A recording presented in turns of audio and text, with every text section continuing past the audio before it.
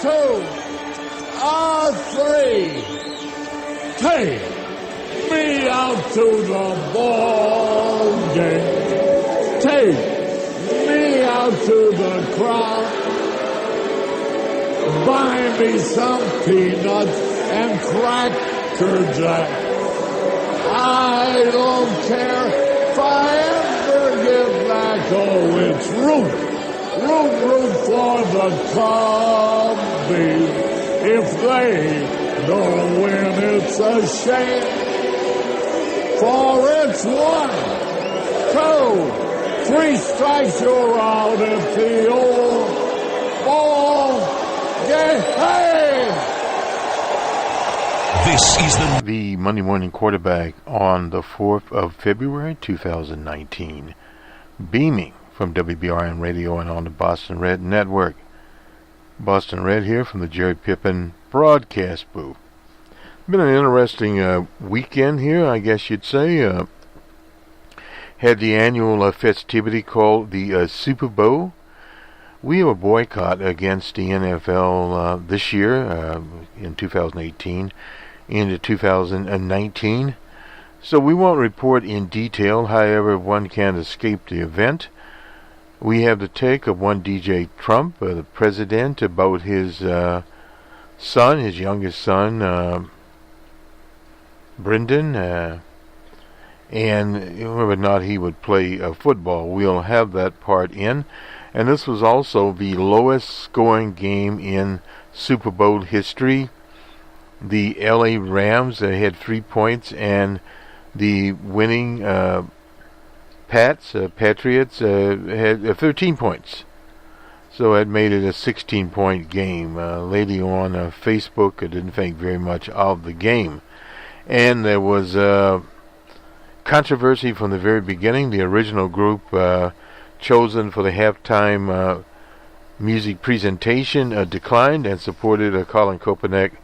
And thus they put in a group out of Los Angeles I'd never heard of called Maroon 5. Maroon 5 performed, and there was an article in the Washington Post talking about various people that performed at halftime and want to be forgotten for that. People are boycotting Maroon 5. So it was not a merry event, no doubt about that.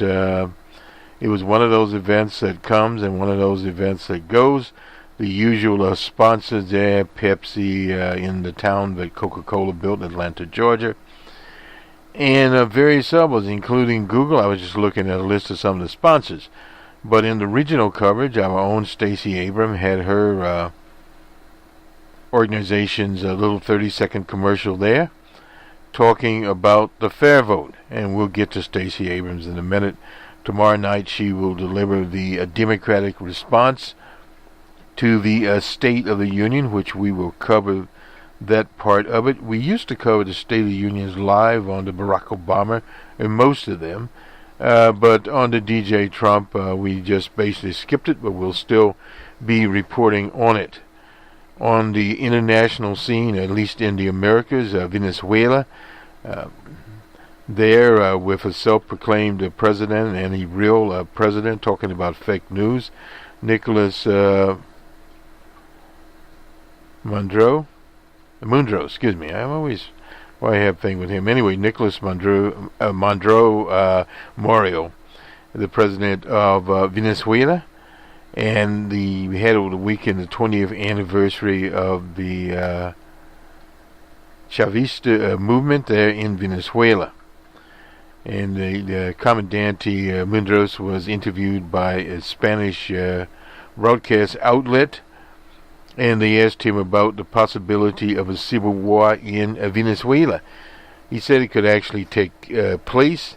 At this point in time, the U.S. and various other Western capitalist nations, for the most part, and in the Americas, these right-wing dictatorships and right-wing governments have lined up behind the self-proclaimed candidate. Thus, we have the standoff there. They are talking about trying to distribute what they call humanitarian aid through Colombia. Colombia is ruled by a right-wing president also. So how this will ultimately fan out will be very important to the Americas. If there is a war in Venezuela, it will affect the whole of the Americas, not only the whole of Americas, but the international situation with the Russian Federation squarely behind the Venezuelan government and many others, including Mexico and others in this hemisphere. Thus, you would have that war. You'd have Colombia, no doubt, in it. And you'd have several of these right-wing nations. I don't know where Brazil would be in that particular setup. But you would have the U.S. there talking about of sending thousands of American troops. There are already thousands on the U.S. border. The militarization there. And the question begs to be asked, can they repeat what happened in El Salvador, Guatemala, in the 80s? The answer there is no. Things have definitely changed, and the whole dynamic of people have changed. Period. And you have the forces are there now, the Bolivarian Revolution. It was named after the Prime Minister of, he was actually the Prime Minister of, leader, I should say, of Venezuela, and several other, Colombia, Ecuador, there. And his picture is prominent in the presidential halls, and even this Guaido character had a little picture of himself, Simon Bolivar. The Bolivarian Revolution there is ingrained in Venezuela. Now, again, to the question, we have this in several places. We have a center-right candidate elected in El Salvador, the former mayor of San Salvador. What he's done is effectively the same thing happened in France, came with a new party, the GENA party, I think G-A-N-A, and he won the election by 50-something points. And he had to put himself, because the parliamentary had to put himself in with some other smaller right-wing parties. It's sort of like where this character in Venezuela comes from, a small right-wing party. And the problem with these right-wing parties is he's talking about such things as inviting in the IMF. Well, the IMF and these other international organizations will, yes, they will lend him money, but they will impose austerity on the Venezuelan people. So that means a standard of living where you will see the grocery stores with more food, because the U.S. will be letting that in, but at the same time the lives of ordinary people will become much, much more difficult because of austerity. Government services will be cut, etc. It just doesn't work out. If you look into Brazil, what's happened there after the Workers' Party under Mr. Lula being in power, and his predecessor for roughly 20 years. The government changes, but right-wing type ideologies, trickle-down theories, as such as happened in the U.S. under the DJ Trump administration, have a short-term effect on economies. And then in the long term, and that's we're talking about less than 5 years, things go south. And this is the problem. And even the problem, the media are keeping their story straight. They first said, with, well, a dueling protest weekend. They tried to say at one time the President Nicolas Maduro only had several hundred followers. And then they said, well, there were thousands of them. They kept changing the story. And then they tried to say, well, it was on Venezuelan TV. We saw it. It was live. And you could see hundreds of thousands of people as far as you could see. In fact, the Comandante Maduro had his binoculars out there to look on the crowd. They said, well, he was somehow manipulated. Then they come up with some Air Force general but commanded no troops. They said strategic general. It turns out Venezuela has over 3,000 generals, all kinds of generals running around. And this character, they don't know where he is. The only thing they do know is, came out on the Twitter from the Venezuelan command with the English word traitor written on it. And this character, they said the acting general. In other words, the bourgeois press, or the corporate press, etc., can't get the story straight. It keeps changing day by day by day. One immediately knows it's a Mickey Mouse operation. It is Mickey Mouse from the beginning. Now, the only question here is how strong the Venezuelan armed forces are.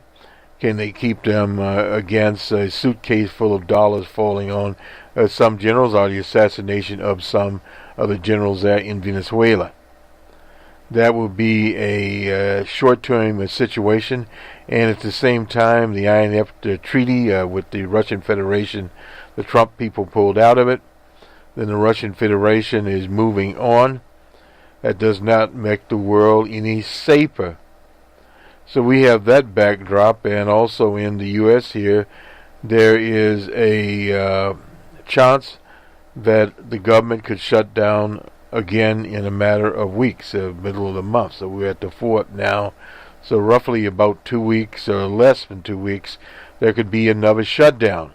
So this is what happens with these right-wing governments, and we continue to see this.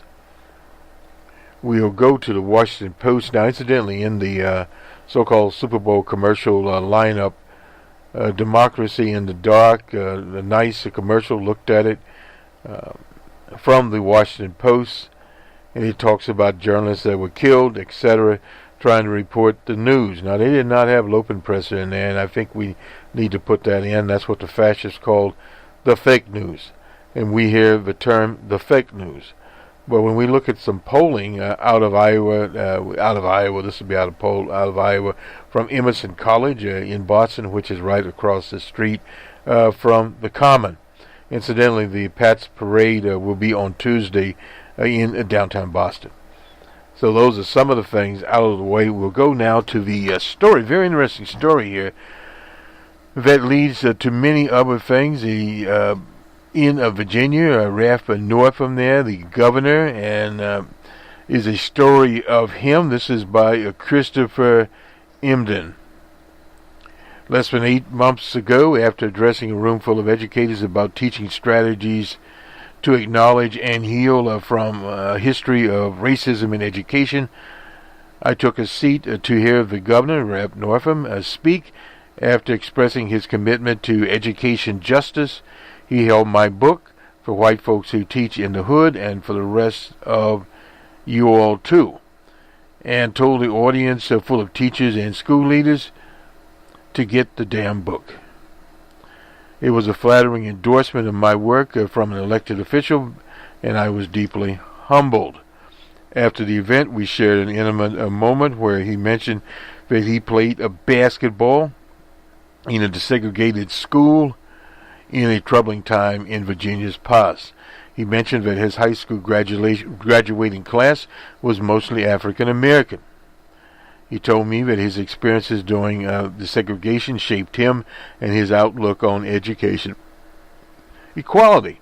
In that moment, I was convinced that he was one of the good guys, a politician who understood how race and class can be swept under the rug, and the need to face head on to provide a sound education for all young people.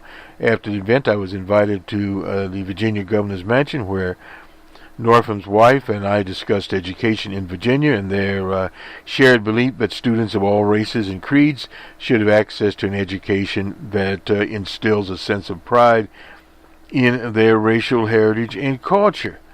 At one point, we stood in front of a picture of a woman named Barbara Ross John that hung prominently in the mansion. In 1951, then 16 years old, Barbara led a strike for equal education in Virginia. She was a revolutionary who whose protest led to one of the lower cases that folded in historic Brown versus Virginia. There were several cases, incidentally, in that decision because of Barbara Rose John and people like her. Separate but equal schooling was defeated in the country, knowing that her portrait was chosen to adorn the walls of the mansion. Struck me deeply. I was convinced that it was chosen to represent what the governor and his wife stood for. The short narrative I was told about the slave question housed right inside of the main mansion's window didn't mean much to me. What I held was to the careful curation of stories and artifacts that were presented to me as a representation of the governor and what he stood for. I focused on the story of a young white, we'll call it European boy in a mostly African American school who was struck by the inequality and injustice, who went on to become a doctor, then a military officer, then a governor who used his platform to fight for those who he had seen being wronged. A noble occupation there. This was a person who chose to have a Barbara Ross John picture hanging on the wall. After the news broke about the picture where Northam's medical school yearbook, I was stunned. However, it struck me that struck me the most was not the picture themselves, but the reporting that the pictures were carefully curated by the governor. As an adult, after he had witnessed with the desegregation of school, those images were what he chose to represent who he is. He selected them like Barbara Johns. Although I was more I deeply thought about the news, I wondered if he simply handily curated his yearbook page. The answer, contrary to what some news reports say, is no. In many ways, the pages for the yearbook was so curated by this country. And this is one thing you always have to look at. What's the wider situation? The medical school yearbook is vintage Americans. This reminds you of Make America Great Again. America is white folk in blackface, Ku Klux Klan's members, white dudes with carefree poses in front of a classic Corvette. The Corvette is an American sports car. The KKK is an American hate group. Jim Crow is an American legacy. In 1984, when the yearbook was put together, and a version for blackness and the celebration of white supremacy was so accepted, it wasn't a question by the medical school who put the yearbook together. This means that the underlying sentiment behind the picture was endorsed by an institution that abides by the Hippocratic oath that all doctors take to protect of life full and the process of my art, gaining respect of all men for all times. Today, as everyone indicates, the governor indicts, the governor for his racism, and someone professed to stew in anger at how he let down his constituency.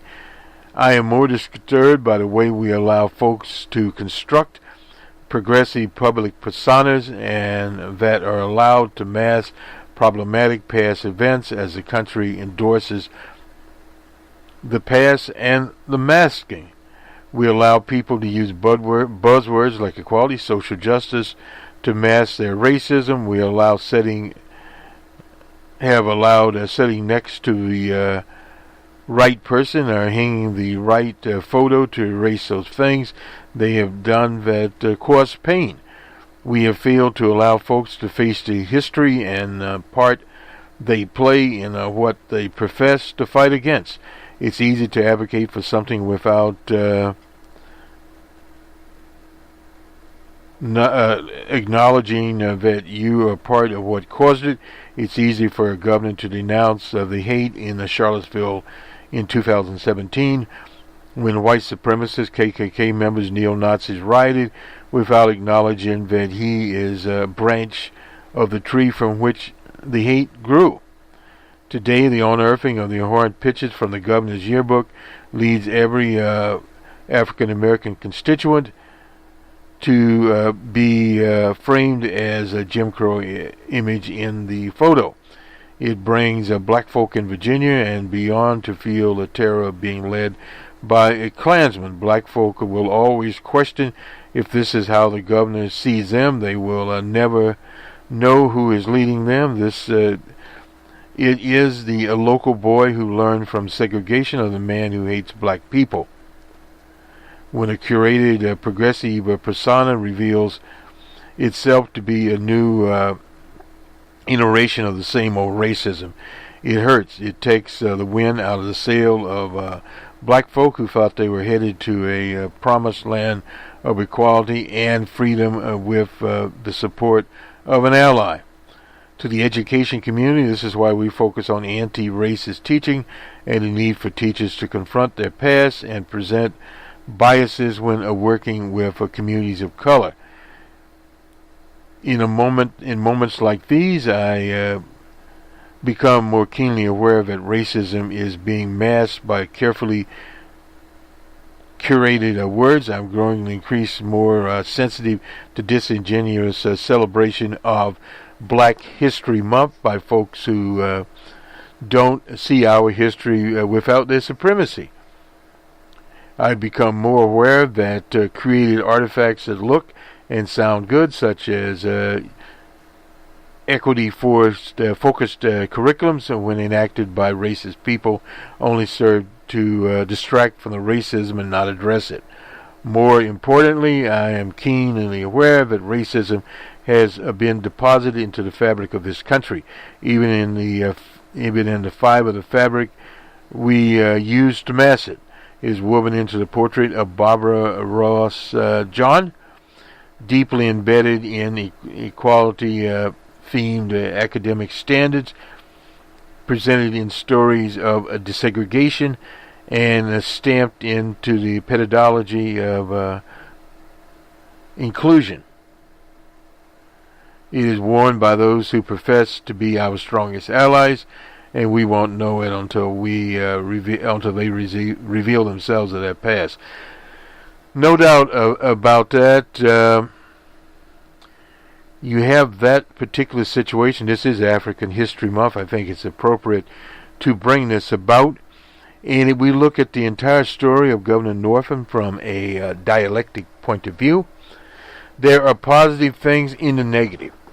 He's brought out the face of politicians that curate all kinds of pictures, carefully crafted PR, that they are anti-racist, that they are fighting against racism, when in fact he finally admitted, he claims that this photo wasn't him, but he finally admitted that he had a blackface on in a talent contest as he played Michael Jackson. Why was he in this blackface? That's a minstrel show. Because of some type of racism within him, and growing up in this African high school, and then in his campaign, his church is an African American church, and his going to African American churches to get the vote. It's sort of like Bill Clinton when he was coming from a memorial to the late Ron Brown. Ron Brown, of course, was a product of Harlem, New York, where he was making a joke and laughing, and then when the camera came over, he struck serious. And there are a number of politicians that did this. I remember Jimmy Carter in his book was talking about how he grew up amongst African American children, and as he became older and started dating women, he moved in another direction.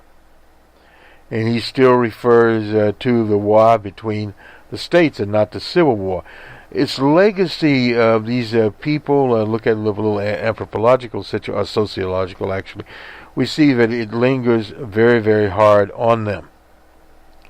And these whole attempts to whitewash things themselves will come out. So there's a teachable moment here, and what Governor Northam could do, I don't know how long he'll last. He probably will go out if not today, in a matter of days or hours out of the office. But what he could do is hold a symposium and say, look, people, this is what I did, this is what I amassed, and the reality has come out, and now we see the reality, and how do we move on from here? That's a simple way of exposing this. We've had for too long people that have espoused causes, and they were in fact on a personal level rotten to the core, a public persona of many, many people, and they hold these deeply racist views. But this is something that's in the fabric of America. This is why when you wear a hat, say Make America Great Again, we know what you're talking about. And this is African History Week. We'll move on from this story as we... Bernie Sanders. A post opinion here. Bernie Sanders' estate tax plan would reduce the federal deficit and help even the playing field. This is from the Washington Post. It will not be a question of whether the prominent 2020 Democratic presidential candidates favor hiking taxes on the very wealthy. It would be a question of how they propose to do so. Elizabeth Warren last month suggested a wealth tax of 2% per year on fortunes of more than $50 million, an idea that is constitutionally questionable and logistically difficult. Bernie Sanders of Vermont entered the scene on Thursday with a better plan, substantially hiking the estate tax on huge inheritance and an alternative to taxing everyone's fortune during during his or her lifetime. The country has an estate tax, with the rates, the amounts exempted from the inheritance tax have bounced around as Republicans and Democrats fought a tug-of-war over its terms. The number of estate hikes with some level of inheritance tax have plunged from 50,000 in 2001 to fewer than 10,000, and this is the number that are actually taxed. In 2017, the GOP tax law doubled the inheritance tax exemption from 11 million per couple to 22 million per couple, driving the number of estates liable to pay the tax below the negligible 2,000 per year.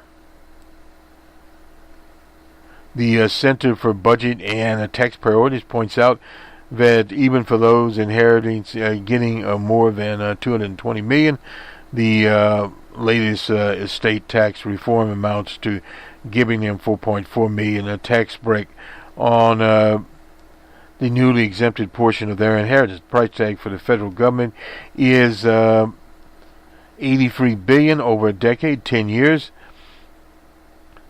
Mr. Sanders wants to roll back the GOP reform and more. He would insist that estates worth $3.5 million pay at least 45% on money of that threshold, with higher tax brackets scaled to the size of the fortune in question. The rate would be 77%. The top rate, this was the top rate, incidentally, from 1941 to 1976 on estates worth more than $1 billion. Because such plans would spur estate planning to seek legally creative ways to avoid the inheritance tax. Sanders would also close some loopholes currently used as tax avoidance vehicles. He estimates this plan would raise $315 billion over 10 years. The revenue is badly needed. The federal deficit, the share of the economy, has spiked, raising generations face huge challenges paying for health care and pensions of their retired parents. Meanwhile, the very wealthy Americans have done extremely well in recent decades. Rich heirs would be richer after paying Sanders tax, but they would honor their head start over their less fortunate cohorts would be shorter. Now, this is what it's all about. It's good that he finally came out put this forward. Let me just check our time here as we move along. All right, we do have time for DJ Trump. He was talking to Face the Nation here, Margaret Brennan. Anyway, while campaigning, Trump rallied against professional football players, telling the audience that the game had become soft, like our country has become soft on the eve of the Super Bowl 53. He admitted he wasn't sure he would want his youngest son to play the game. Reports that see coming out have to do with football. This is here where he told Margaret Brennan this. We don't have the interview. If he wanted to, yes, but I would steer him. But I would steer him that way. No, I wouldn't. He added that he remains a football fan. Well, yeah. And while equipment has improved, the helmets, yes, they have, but the injuries are still there. They haven't solved the problem. Speaking presumably of chronic trauma, encephalitis, and other cognitive issues that players suffer, the NFL is a great product. And this is the interesting takeaway here. He says a great product. His son, Barron, who turns 13 next month. Barron now is literally as tall, almost as tall as DJ Trump himself. And he's turning just 13. He likes soccer, and a lot of people, including me, thought soccer would probably never make it in this country. I had a soccer ball in the 60s, but it is really moving forward rapidly. I don't see, like the reports that I see coming out to have to do with football. Well, they don't play soccer with helmets. The helmets have gotten far better, but it hasn't solved the problem of us repeating what has happened. It aired today that a Super Bowl 53, so football was a natural topic, including the president's feelings about NFL players. His relationship with the football boss, Goodell, hasn't changed his mind about standing for the national anthem. That's where he called the players SOBs. Like Colin Kaepernick. Well, Colin Kaepernick lives on. And he was a part of this Super Bowl, whether they want him to be or not, when the, as they say, the act decided that they just wouldn't show up. I have to respect our flag, our country. I want that as president. I want that as a citizen. I want a good relationship. I did them a big favor negotiating the USMCA, which is basically a replacement. Oh, this is for NAFTA anyway. Not sure where all this came in. And if you look at what I did, he says he make a campaign to criminal justice reform. Yes, he did. It's come about. Old man Grassley in Iowa. Even the Koch brothers have talked about criminal justice reform. It was not possible to this extent during the administration of Barack Obama. It's Sunday. Who in the hell wants to watch these crummy games? I want to watch the end, he said in a stump speech. Well, they had a crummy game, so I suppose he didn't watch it. What could be considered a great tackle, a violent head-on tackle, as done by, you remember Dick Butkus there? He was one of the great players. It was done by Lawrence Taylor and Ray Ninsky. So anyway, these are some of the players of the past. It was obviously different. And a little note here, baseball used to be the predominant sport in America. Football only came into its being in the late 50s and in the 60s with Vince Lombardi. He goes on to say it's boring, although I love Tom Brady. I got to tell you, I love Tom. He's a great guy. Well, Tom Brady has got hell from us for endorsing DJ Trump. So this is some of it. Let's go to our own Stacey Abrams here. Stacey Abrams continues on. Stacey Abrams walks into a room full of cheering supporters with the posture of a winner, head high, a bright smile on her face, and they're yelling, "Stacy, Stacy, Stacy." This is 2.5 hours south of Atlanta in a place called Albany, Georgia. This is a place that actually whipped Martin Luther King. And remember the Albany movement from the Civil Rights Movement. A month later, a kickoff rally to thank volunteers and supporters who supported her bid for the governor in Georgia.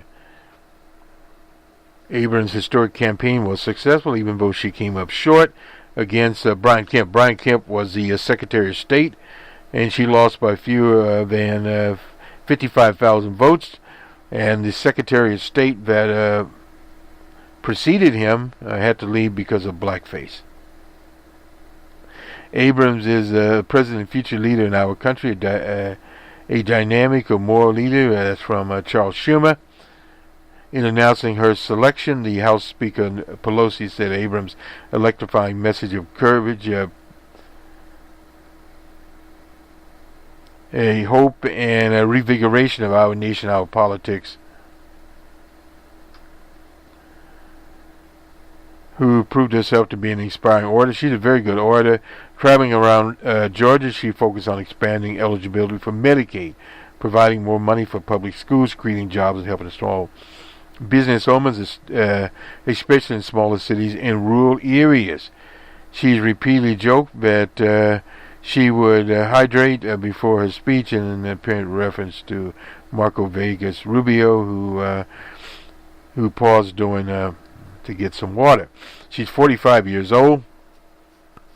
She was a former Democratic leader of the House, first woman, first African American to hold a position. She won her Democratic primary by 56 points. Excitement spilled beyond Georgia, no doubt about that. Various people came to her aid. Her campaign identified potential voters and worked tirelessly to contact and persuade them to vote, something you have to do. Voters responded, and Abrams received more votes than any Democrat running statewide in Georgia. 4 years ago, the Democratic gubernatorial nominee lost by 200,000 votes.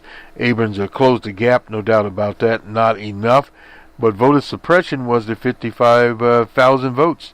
This 54,000 margin, and that with voter suppression, with a 10-year sentence restrictions so far, is a fair fight. We won. So in a fair fight, we would have won, no doubt about that. That was a 10-day standoff there. The Fair Fight Action, a lawsuit against the state alleging that gross mismanagement in the 2018 election, a violation of Constitution and the civil rights of Georgians. She formed this group, and that was what was in the Super Bowl commercial. Abrams was growing up. Her family struggled financially. Her parents were also strivers and moved their 6 children from Mississippi to Atlanta. She said, "We grew up reading books and watching PBS." That is a very important thing to do in early childhood development. Families that don't encourage their students to read, at the time that we were young, 5, 6 years old, we read. And PBS, well, wasn't much in those days. A graduate of Spelman College, she has a master's degree from the University of Texas at Austin and a law degree from Yale University. She's also a published author, having written several romance novels, during the early 2000s under the pen name of Selma Montgomery. And she has owned several small businesses. She's a tax attorney, incidentally.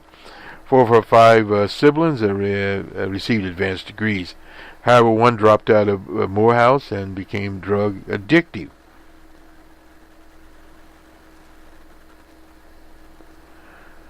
Her mother and father were both Methodist ministers, struggled with medical bills because of her father's cancer treatment. This is what happens when you live in states like Georgia. Even said she had to chip in to help them. The family obligation, along with lingering debt racked up from college, obviously, caused her to fall behind on her taxes. She went on to a tax plan, and she's there, of course, being a tax attorney. It is frequently brought up during the campaign. While she was in school, she debated Maynard Jackson, the late Maynard Jackson, was the mayor of Atlanta, Georgia. And she questioned whether he understood the frustration of young African Americans who took to the streets after white Los Angeles cops were acquitted of beating Rodney King. And incidentally, over at Blog Talk, we have as a centerpiece Rodney King's story. We'll be there, incidentally, until the end of February. So if you get over to Blog Talk, check us out over there. We are moving those presentations. Many of them have moved on to Spreaker, and of course we have copies of those. We just need to do some little small things here.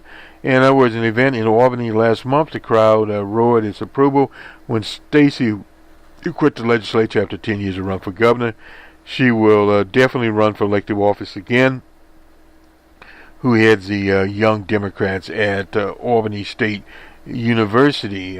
Perhaps she'll run against David Perdue. He's the senator from Georgia.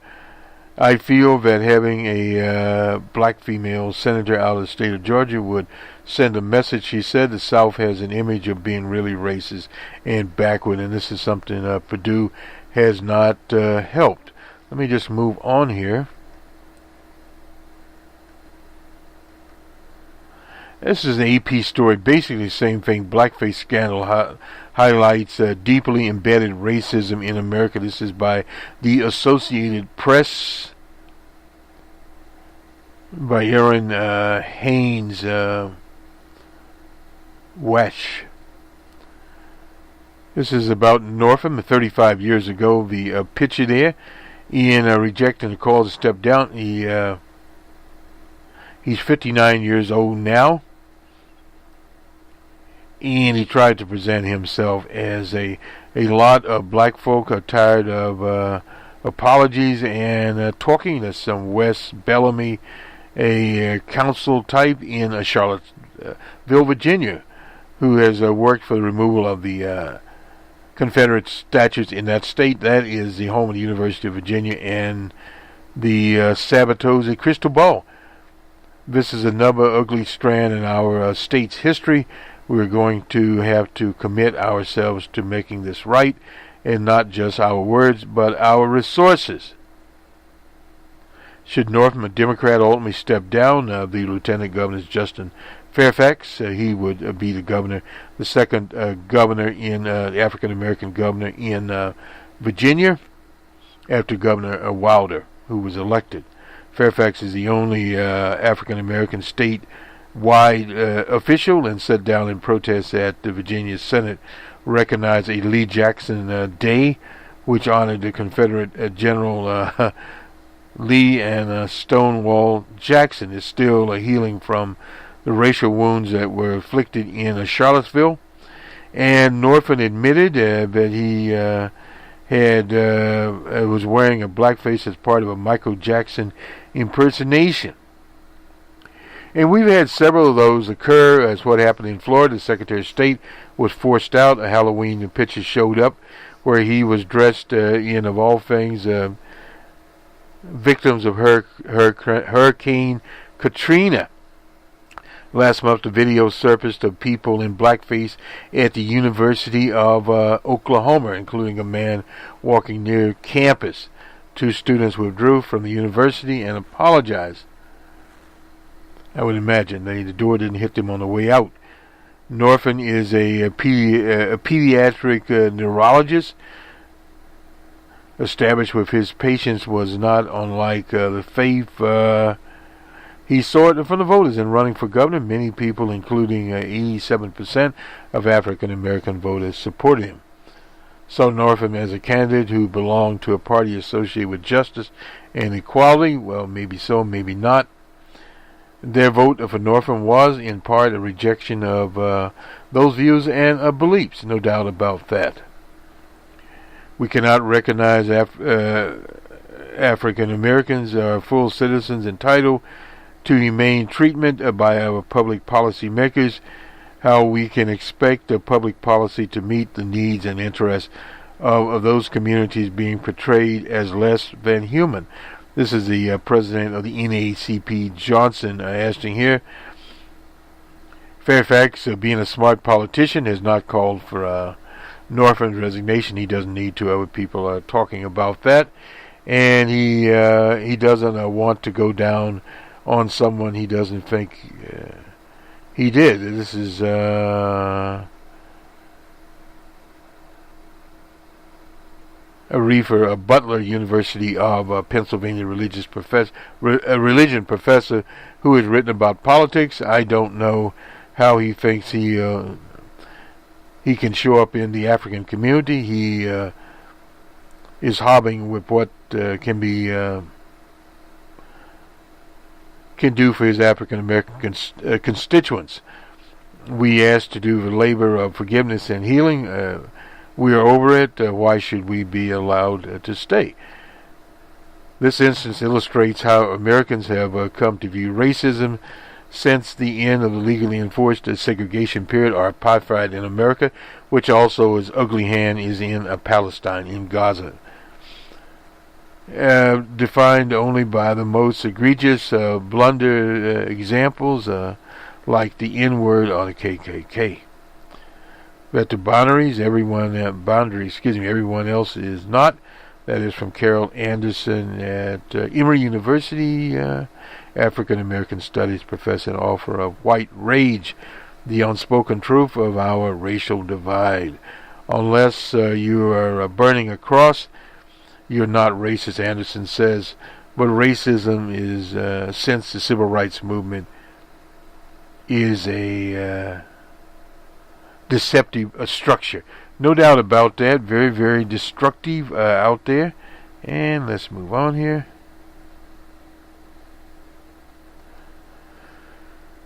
I want to get this one in and thank Janet on Facebook for making us know this fact. Little known history here, and this is by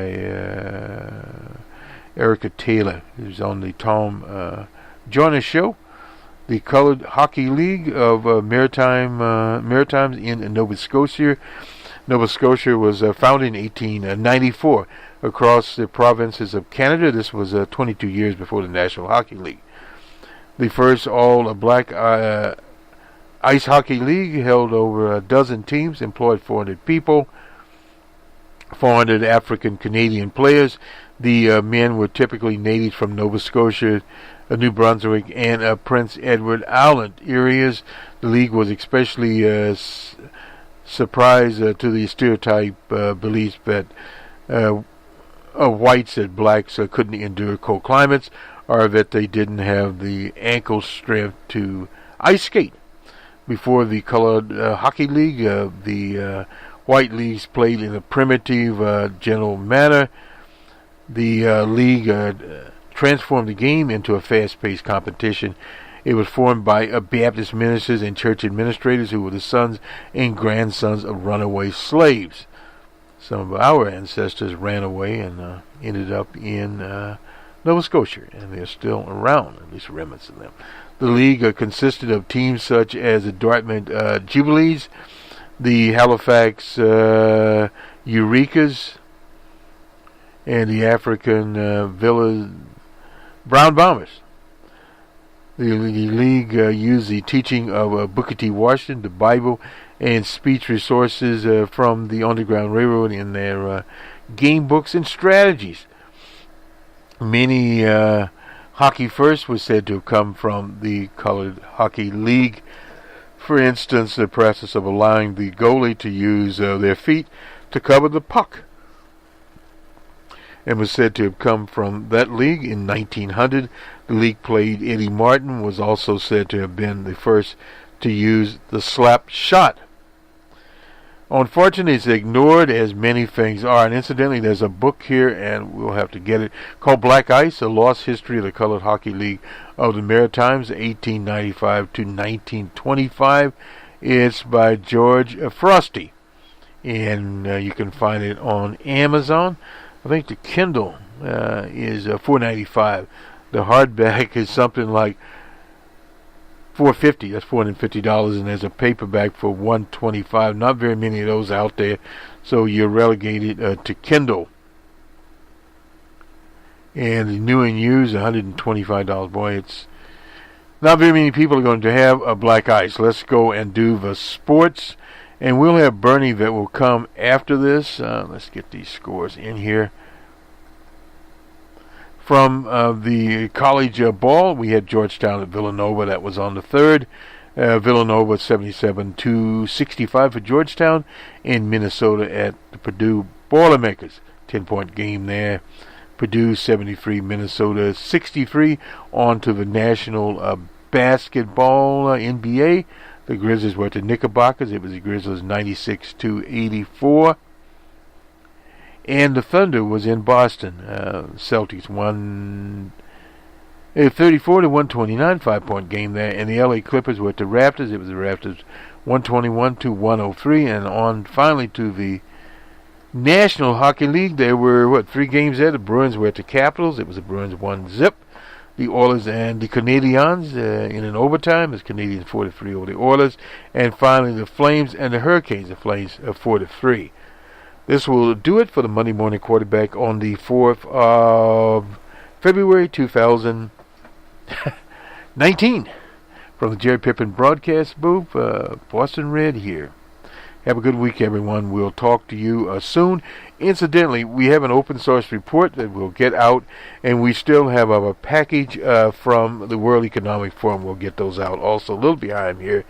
And to further top it off, our international news on what the latest is out of Venezuela, the election in El Salvador, the third-party victory there, and a few other things thrown in between. About the future for their kids.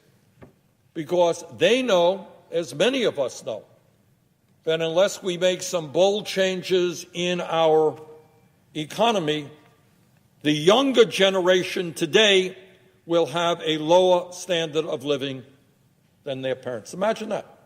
Booming, so-called booming economy. And yet we're looking at a situation where the younger generation may well have a lower standard of living than their parents. But I want to also say a word about another reality that currently exists. And that is that while so many of our people are struggling, while so many of our children are living in poverty, while 20% of folks on Social Security are trying to live on less than $13,000 a year, there is another pervasive reality in American society today, and that is the people on top, the very wealthiest people in this country, have never had it better, and the gap between the very, very rich, I'm not just talking about the rich, I'm talking about the very, very rich, is growing wider. Here is the simple truth, a truth that we virtually never talk about here in the Senate, a truth that is not heard much in the corporate media. And that is that the United States of America today has the most unequal distribution of wealth and income of almost any major country on earth. And that level of inequality is worse today than at any time since the 1920s, the so-called Gilded Age of American society. Today, if you can believe it, the 3 wealthiest people in this country, 3, own more wealth than the bottom half of America, 160 million people. Let me repeat that. The 3 wealthiest people in this country own more wealth than the bottom half of America, 160 million people. Today, the top 1/10 of 1%, not 1%, 1/10 of 1%, own almost as much wealth as the bottom 90%. Today, and since the Wall Street crash in 2008, about 46% of all new income goes to the top 1%. Roughly speaking, half of all new income goes to the bottom 99%, and half goes to the top 1%. And our great task here in the United States Senate is to keep the government open while Trump tries to shut it down. Maybe, just maybe, we should be talking about those issues. Maybe, just maybe, we should be talking about an economy that works for all of us, not just the people on top. Mr. President, today, the top 25 hedge fund managers on Wall Street, 25 hedge fund managers, earn nearly double the income of all 140,000 kindergarten teachers in America. You know, Mr. President, what all of the psychologists tell us is that the most important years of a human being's development are 0 to 4. That is the most impressionable years in terms of how we develop intellectually and emotionally. And it is our child care workers, our kindergarten teachers, who play a very important role in that. Does anybody think it makes sense that you got 25 hedge fund managers on Wall Street who today earn nearly double what 140,000 of our kindergarten teachers make? And by the way, public school teachers in America are falling further and further behind other occupations. Mr. President, having stated that reality, the fact that a middle class is struggling, the fact that the people on top are doing phenomenally well, I think it is fair to ask what the views are of the Republican leadership here in the Senate. Republicans control the Senate, and what our Republican President, President Trump, is proposing to address these massive levels of injustice and inequality. 3 people own more wealth than the bottom half of America. What does the President, what does Leader McConnell have to say about that? And the sad truth is that the Republican leadership today wants to make an embarrassingly bad situation even worse. Mr. President, after passing a $1 trillion tax giveaway for the top 1% and large corporations last year, Republican leadership is coming back. They're saying, hey, we only gave 83% of the tax benefits to the 1%. That's not good enough. That is not good enough. We have got to do even better for our billionaire and corporate sponsors.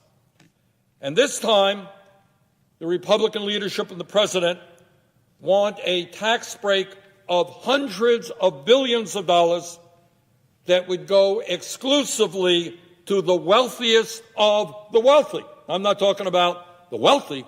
I am talking about the wealthiest of the wealthy, the top 1/10 of 1%, the wealthiest 1,700 families in America. Mr. President, we have 127 million families in our country. We're a population of some 320 million people and 127 million families. And as I've indicated, many of these families are struggling. Many of these families are hurting. Many of these families today are wondering how they're going to pay their rent, pay their mortgages, keep their lights on. And yet the legislation to repeal the estate tax that Senator McConnell and President Trump are proposing would benefit less than the top 1/10 of 1% of them. 99.9% would see no tax reduction from the legislation. Can anyone actually imagine bringing forward a piece of legislation that does not help the bottom 99.9%? Can you imagine that? Middle class struggling, gap between the rich and the poor growing wider, 30 million people, no health insurance, our infrastructure crumbling, and they come forward with a piece of legislation that is designed to protect and benefit the top 1/10 of 1%. Legislation that would be of no benefit to 99.9% of the people of this country. I think it is clear, Mr. President, that when the people of this country look at Congress and they say, those folks there in Washington are not representing me, they're representing their wealthy campaign contributors, they're representing the billionaire class, there can be no clearer example of that reality than this proposed legislation. Once again, imagine, with all of the economic problems, all of the inequality that we face, legislation that comes forward from the Republican leadership and the president benefits the top 1/10 of 1%, the 1,700 wealthiest families in this country. Mr. President, it is no great secret that our infrastructure, our roads and our bridges, water systems, airports, wastewater plants, they're crumbling all over this country, in Vermont, all over this country, major infrastructural problems. But I hear over and over again, we don't have the funding to rebuild our crumbling infrastructure and put millions of Americans to work at good-paying jobs rebuilding that infrastructure. We just don't have the money. Our school teachers are underpaid, but we don't have the money to provide attractive salaries in order to get the best and the brightest to do the most important work in this country, and that is teaching our young people. Today, we have veterans, people who put their lives on the line, sleeping out on the streets. We don't have the money to house them. Families in America cannot afford child care. Public schools are underfunded. We don't have the money to address those crises. But somehow we do have hundreds of billions of dollars available to provide tax breaks for the top 1/10 of 1%. We apparently have enough money to provide the Walton family, the wealthiest family in America, folks who own Walmart, people who pay their own employees starvation wages. We have enough money available by repealing the state tax, as Senator McConnell and President Trump would like to do. We have enough money to provide the Walton family, the wealthiest family in America, with a tax break of up to $63 billion. Okay? Veterans sleep out on the street. Teachers are underpaid. 30 million Americans have no health insurance. Can't address those issues. But we do have legislation that would provide up to $63 billion in tax breaks for one family. We have apparently enough money available to provide the Koch brothers, a family that spent some $400 million during the midterm election to help elect Republican candidates. Koch brothers, one of the wealthiest, most politically active families in America. We have enough money to provide them with up to a $39 billion tax break for their families. We can provide under this legislation a tax break of up to $27 billion and a $13.4 billion tax break to the Cox Cable family. So in other words, at a time of massive needs in this country, we don't have enough money available to protect working people and the middle class. But we certainly have more money than we know what to do with in order to give incredible tax breaks to the richest people in this country.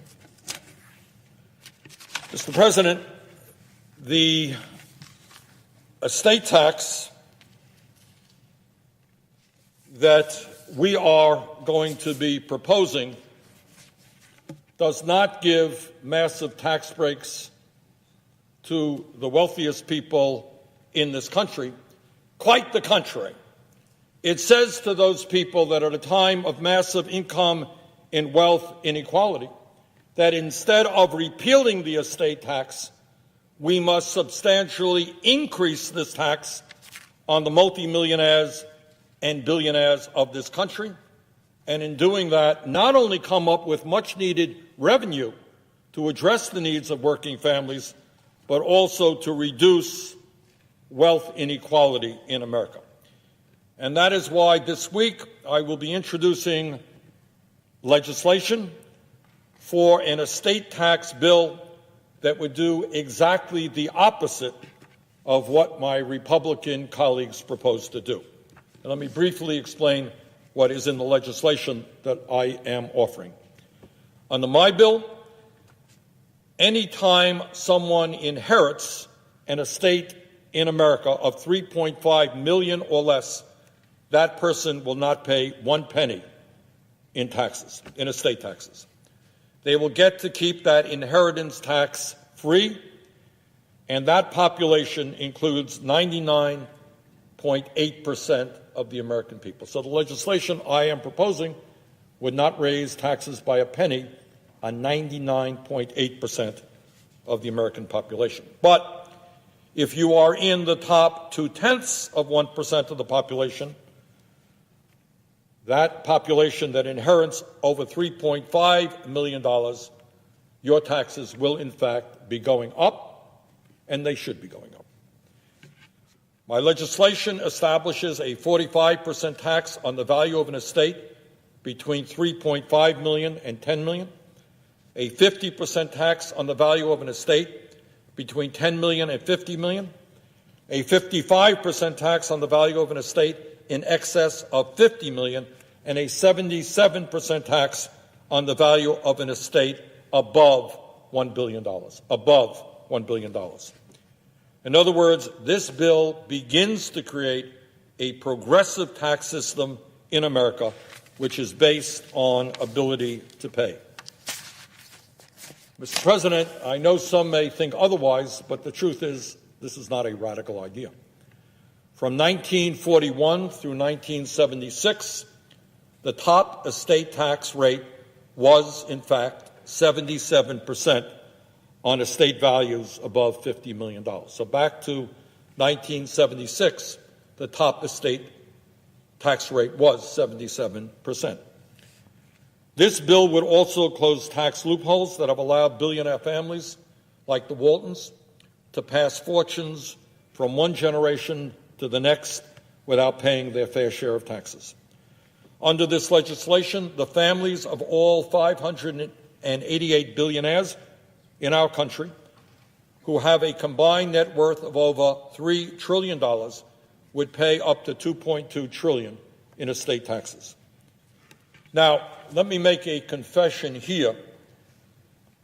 This idea, this approach, was not developed by Bernie Sanders. It's not a new idea. More than a century ago, a good Republican president named Teddy Roosevelt fought for the creation of a progressive estate tax to reduce the enormous concentration of wealth that existed during the Gilded Age. And what is really quite remarkable is that what Teddy Roosevelt, talked about over 100 years ago, during the Gilded Ages of the 1920s, when little children were working in factories and fields, and the wealthiest people were enjoying incredible wealth and luxury, the idea that Teddy Roosevelt proposed then is as relevant today as it was, in fact, back then. And let me quote what Teddy Roosevelt said more than 100 years ago. Quote, "The absence of effective state and especially national restraint upon unfair money-getting has tended to create a small class of enormously wealthy and economically powerful men whose chief object is to hold and increase their power. The prime need is to change the conditions which enable these men to accumulate power. Therefore, I, Teddy Roosevelt, believe in a graduated inheritance tax on big fortunes, properly safeguarded against evasion and increasing rapidly in amount with the size of the estate," end quote. That is Teddy Roosevelt over 100 years ago. And what Roosevelt said then is absolutely true for today. Mr. President, from a moral, from an economic perspective, our nation will not thrive when so few people have so much wealth and power and so many people have so little wealth and power. This wealth and income inequality is not only unjust and unfair, the truth is it is a real threat to our economy and to our democracy. We need a tax system in this country which tells the billionaire class that they, in fact, are going to have to pay their fair share of taxes, so that we do not have 30 million people without health insurance, so that we do not have young people graduating college $50,000, $100,000 in debt, so that we do not have an infrastructure which is crumbling, so that we do not see our great country moving toward an oligarchic form of society when a handful of families enjoy incredible wealth and power at the expense of everybody else. In my view, the fairest way to reduce wealth inequality, to invest in the middle class and working families of our country, and to preserve our democracy is to enact a progressive estate tax on the inherited wealth of multimillionaires and billionaires, and that is exactly what I will be proposing. Mr. President, thank you very much. I yield the floor and note the absence of a quorum. Clerk will